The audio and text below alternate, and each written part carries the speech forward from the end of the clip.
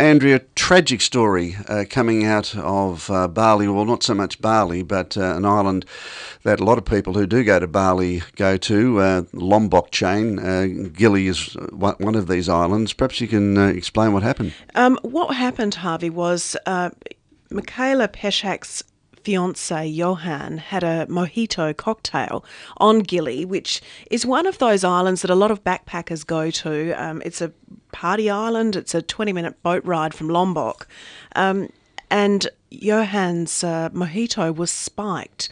Now, Michaela joins us online. Michaela, good morning. Our deepest sympathies. What happened? Well, we were at Gili Travangan, and we had been there for about 4 days. And then we went to a well-known bar. It was recommended both in Lonely Planet and by the locals at the island.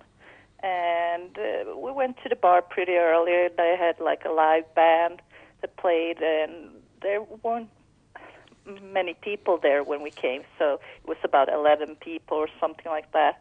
And then Yuan took the international cocktail mojito, and I took another cocktail, and we danced and talked to people, and about 10 p.m. the bar was crowded. There was a lot of people every night at the place. And the next day, Yuan was feeling sick, and I thought okay, maybe he needs to get some rest, so I just let him sleep.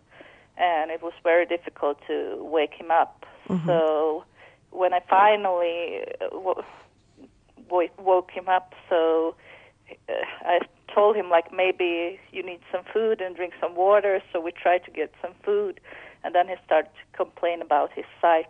He said he saw blurry, but we didn't take it so seriously. We thought maybe he just needs to get some rest. You thought it was just a hangover?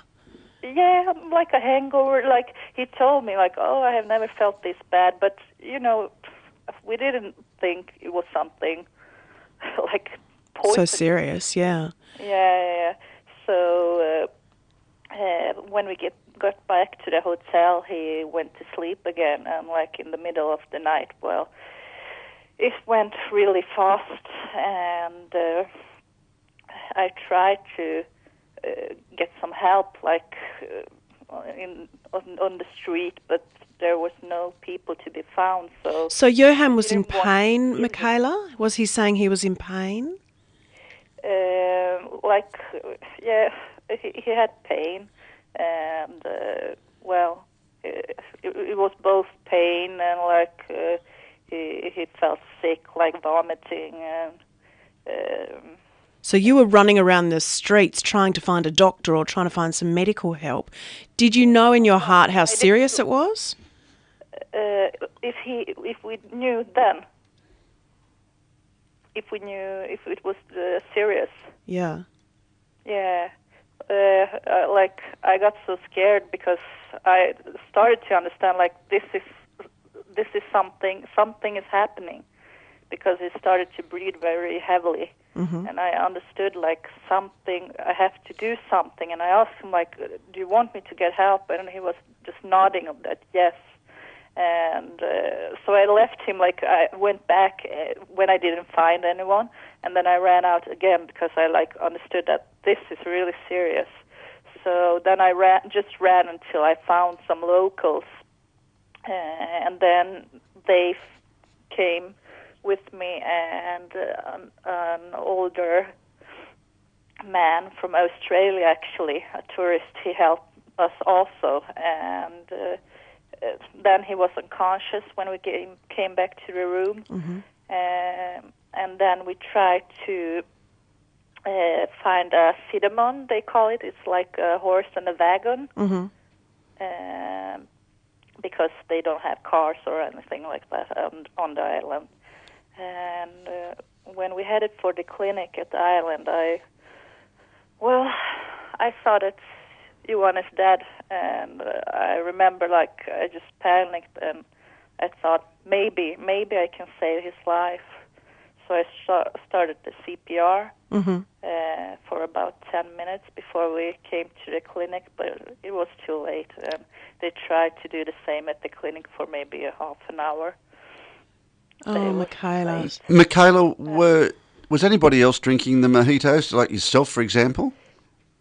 I didn't drink the mojito, but I remember Johan told me like, oh, there are some other people ordering the mojito, but I don't know if he just got the, bad alcohol, like, because we came so early.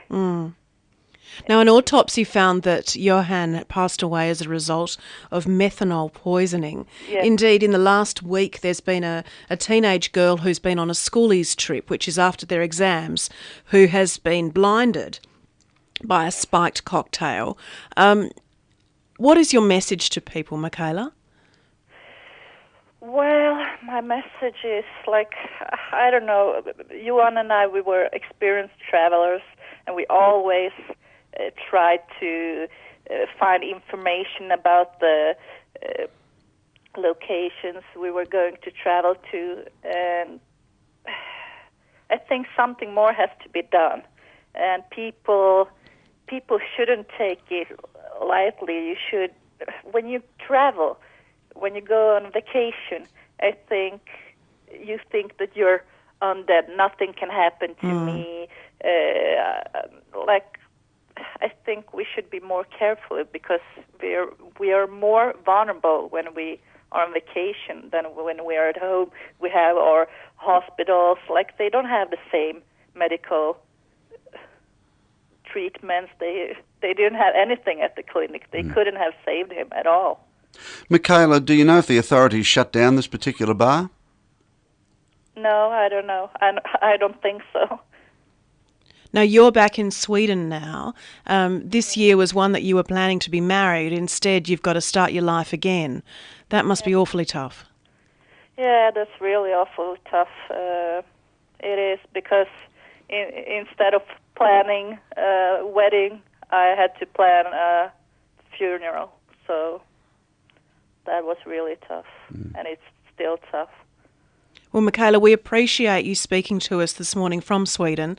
It is a good warning to people here in Western Australia, where a lot of people travel to Bali and to Indonesia. As we say, this was on Gili T Island, a well-known backpackers and scuba diving island off Indonesia.